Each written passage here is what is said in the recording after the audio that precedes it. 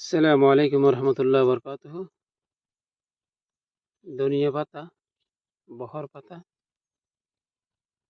পাশাপাশি মরিচ, কলার পাশাপাশি এগুলো করা হয়েছে। যে কলা গাছ, সারি কলা গাছ, কলা গাছ মানে রোল থাকে, জোর থাকে, জোরের মধ্যে এগুলো করা হয়েছে। এগুলো পানি সেচ দেওয়ার জন্য এগুলো রাখা হয়েছে।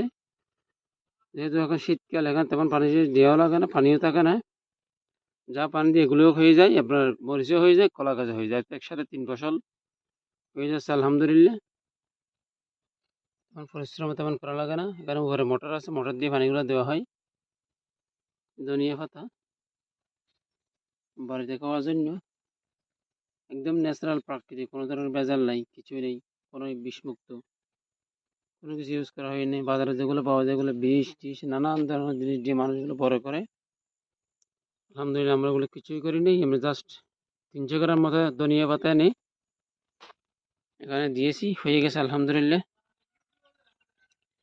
যা আশা করেছিলাম তার থেকে আলহামদুলিল্লাহ অনেক বেশি হয়ে গেছে। আল্লাহর নিয়ামত, বলে বোঝানো যায় না। আসলে ধনিয়া পাতা অনেক ধরনের পুষ্টিগুণ রয়েছে। ধনিয়া পাতা স্বাস্থ্যের জন্য উপকারী। এতে কি হয়, বাড়ির আশেপাশে জায়গা থাকলে, খালি জায়গা দিলে এরকম করতে পারবেন।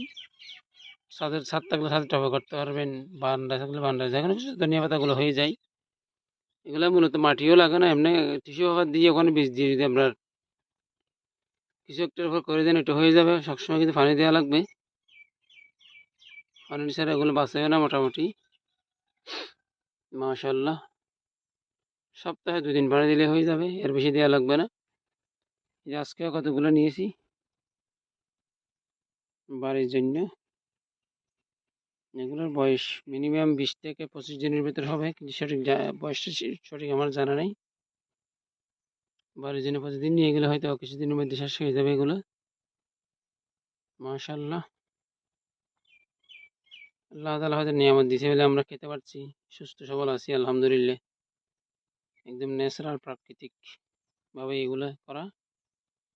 তেমন কিছু দেওয়া হয় নাই, হালকা গোবর সার দিয়েছি, আর কিছু দিই নেই। পরে যখন গজাইয়েছে তখন আমরা একটু ইউরিয়া সার দিয়েছি, এতটুকুই, আর কিছু দেওয়া হয় নাই। এখানে তেমন খরচ তেমন করা লাগে না, অল্প খরচে হয়ে যায়।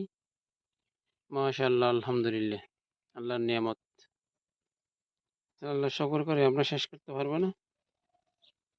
জি, হাইব্রিড মরিচ, এর পাশাপাশি এখানে ধনিয়া, এগুলো তুলে নেওয়া হয়েছে।